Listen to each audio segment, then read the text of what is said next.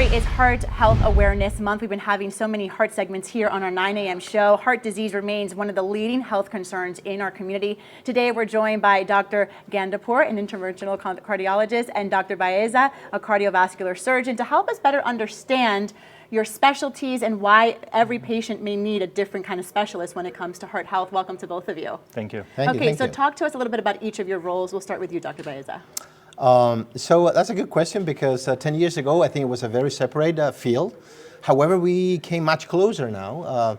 I would say actually that we came together to the same arena right now because, surgery was one option and then what Dr. Gandapour does was a different option. But today, thanks to technology and a lot of things now, we came closer to many procedures that we do together actually, which is good for the patients because now it's just not two options. It's a range of options. So surgery again is for still there's some operations that need to be done openly, like you got to open the chest and get directly to the heart.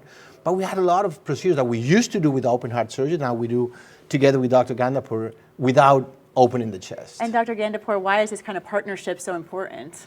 Well, because we need the help, we need the backup, it's better to work together. The way interventional cardiology came into focus, just like Dr. Baeza said, is minimally invasive, percutaneous approach. So if something we can do minimally invasively from the wrist, from the groin, why do we need to open the chest? And then we have to work together if we need surgical backup. And when we are together at the same team, we work together, we plan together to minimize any risk of complication. Like I mentioned, we've been doing so many heart health segments throughout the month of February, and something that I've been hearing from so many of the doctors we speak to is just how far heart health has come when it comes to these procedures, these surgeries. It's not always that big open heart surgery with that big scar down your chest that you see anymore. Can you just talk a little bit more about that, about what you're seeing now? So by working in collaboration, we're able to minimize the open heart surgery. We're able to do things minimally invasively, less downtime. Patient can sometimes go home the same day or the next day. The outcomes are similar, sometimes even better with some of the procedures that we have done. The risk profile is much lower and patients are happier.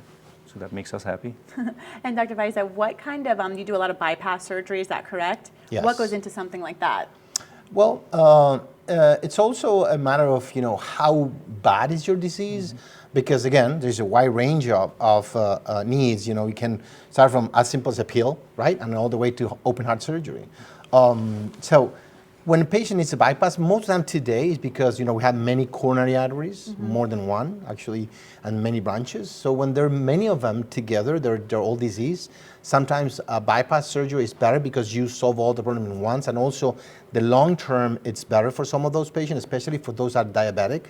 So we know that, because this is not about the procedure he does or I do. And the good thing about HCA, the way we work, is that, we customize every patient's plan. It's not like my door is going to get surgery, his door is going to get a PCI or angioplasty.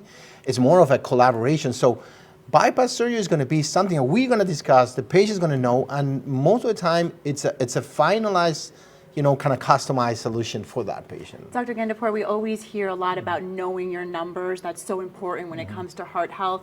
What are some of the symptoms that people just should never ignore?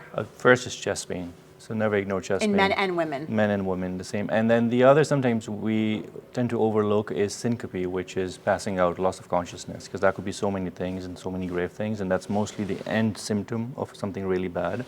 So I would say that's something we shouldn't really ignore. Would it be helpful to be taking your blood pressure at home and just knowing those numbers, that 120/80? Exactly, yeah. So blood pressure numbers, heart rate numbers, your blood work, all those things you should keep a close check on. All right, thank you both so much for being here as we wrap up our Heart Health Month here in February. If you'd like to watch this interview again, you can head to our website, WPBF.com, or download our free WPBF 25 News app. Yasmin. Very helpful.